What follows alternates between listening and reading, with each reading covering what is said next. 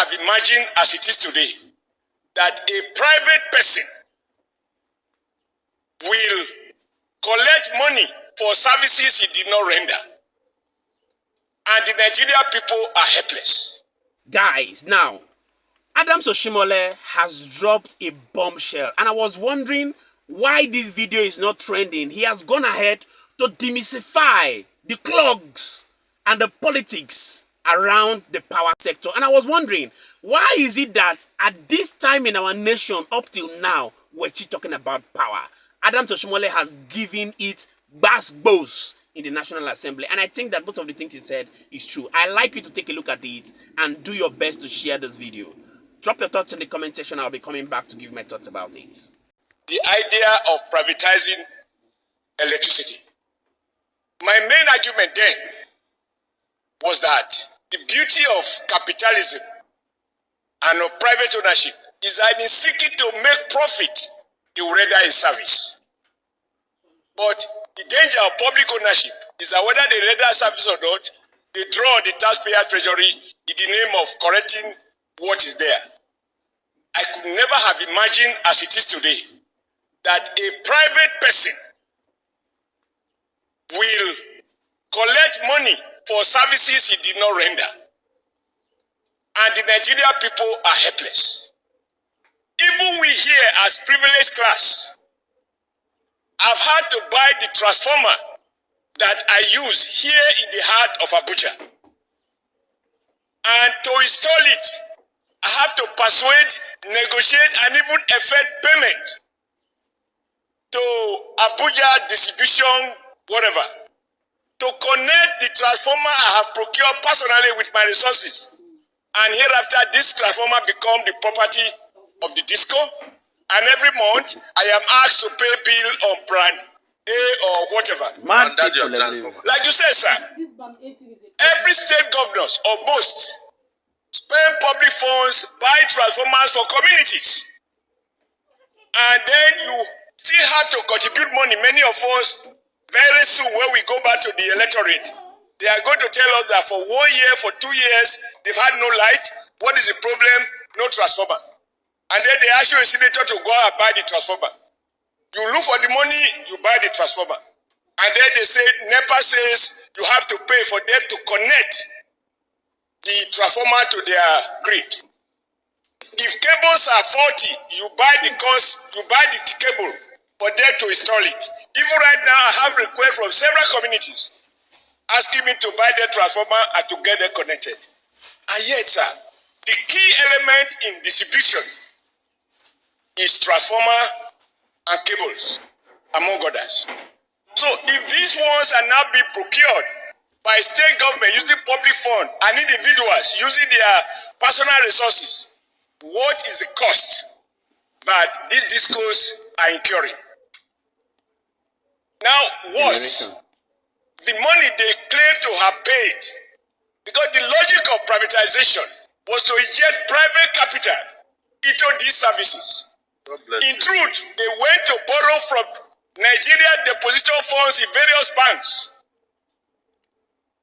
thereby killing some of those banks who have now become the liability of AMCON, which itself is also a contradiction about the logic of free market.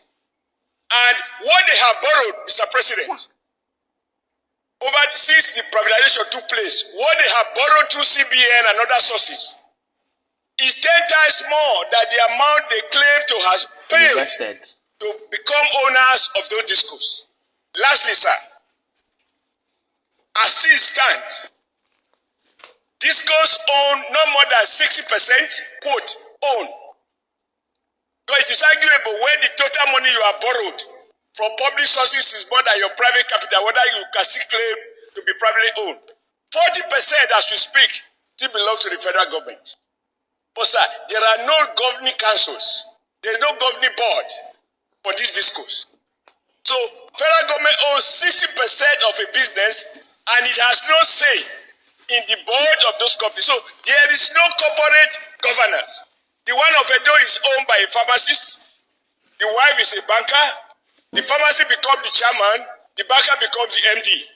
They mismanage Edo economy, Delta economy, Odo economy, Ekiti economy, And we are now right now in crisis. Even I, sir, that I don't live in Benin, my bill every month, I can't even afford it. So, Mr. President, I support the motion by my very good friend who lost an earlier motion. Thanks to the vigilance of Mr. City President and your commitment to protect the poor. But this motion can benefit from a radical review, including the option of revoking the ill-conceived, ill-executed privatization and revisit it in line with the renewed agenda of Mr. President, that no one shall pay for services to a private Nigerian who did not render that service. We are going to a petrol station to buy fuel without a pump. And the person selling the fuel tells us this is the amount of liter I have injected. You are no means to verify it. May your leadership, sir, uncommon as it is, be the one that gives us the political will to revisit and protect Nigerians, rich or poor, who have been victimized by the fake new owners of this discourse. Thank you, Mr. President. Guys, you've seen it for yourself. Now, the truth is that the political and power dynamics around the power sector cannot be overemphasized. Many people have come out and said it that one of the reasons why we have a failed power sector is because they have politicized the system. Do you know that they have privatized the power sector, and that is why we have a lot of private individuals running the power sector? But the truth is that, has anything changed? No. No. Even when we have places where we have Ban A, for goodness sake, the prices are exorbitant. We can't even talk about the increase in electricity tariffs. We can't even talk about the lack of maintenance in most of the infrastructure, the distribution networks. And for goodness sake, people who today want to be president of Nigeria has led the privatization of both of these sectors. And has it been able to bring about any change? That is the question we'll be asking ourselves. Because like Adams Oshiomhole said, the political dynamics in the power sector is too cumbersome. Why should we privatize the electricity sector that should be run by the government? And up until now, nothing serious has been done. The truth is that a few people sit down on the electricity sector and share the money with political office holders. Otherwise, why should by this time of this nation, we're still talking about electricity, when we know that these are the little things that the government can do for the people? The truth is that most of these are political office holders that have messed up the system. One day, time will tell. That is the truth. Time will tell.